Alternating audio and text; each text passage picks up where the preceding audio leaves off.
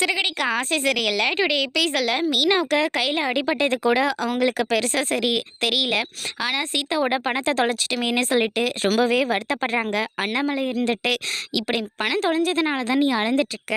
இங்க பாரு விஜயா, வீட்ல இருக்கிற மீனாவோட நகை இருந்துச்சுன்னா நீ குடுத்துருக்கலாம். ஆனா நீ அது வேற விதமா யூஸ் பண்ணிக்கிட்ட. ஆனா உன்னோட நகையே வீட்ல சும்மா தானே இருக்கு. அந்த நகைய எடுத்து குடு.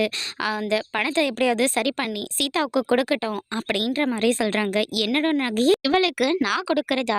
இவ அந்த பணத்த தொலைச்சாளா? இல்ல இவ ஏமாத்திட்டு இருக்காளான்னு கூட நமக்கு தெரியல. தகுதிக்கு மீறி ஆசைப்பட்டு இந்த மாரியெல்லாம் பண்ணிட்டு, இப்ப இந்த மாரி ஒரு நிலைமையில வந்து உட்கார்ந்துட்டு இருக்கா.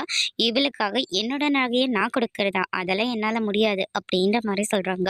உடனே மீனா இருந்துட்டு, பெரியவங்க பேசும்போது நடுவுல பேசக்கூடாதுன்னு சொல்லி தான் என்ன வளர்த்துருக்காங்க மாமா.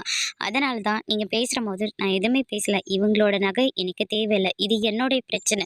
நானே பார்த்துக்கிறேன் அப்படின்ற மாரி மீனா வந்து சொல்லிடுறாங்க. அதுக்கு அடுத்து தான் மீனோட அம்மா எல்லாமே பதறி அடிச்சுட்டு வராங்க.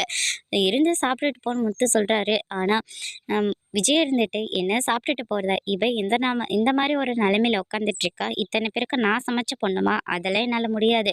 அப்ப நான் கடையிலேருந்து வாங்கிட்டு வந்து குடுக்குறேன். மீனா அந்த மண்டபத்தோட கொஞ்சம் அட்ரஸ குடு" அப்படின்னு சொல்லிட்டு அந்த அட்ரஸையும் வாங்கிட்டு சத்யாவையும் கூட்டிக்கிட்டு போறாங்க.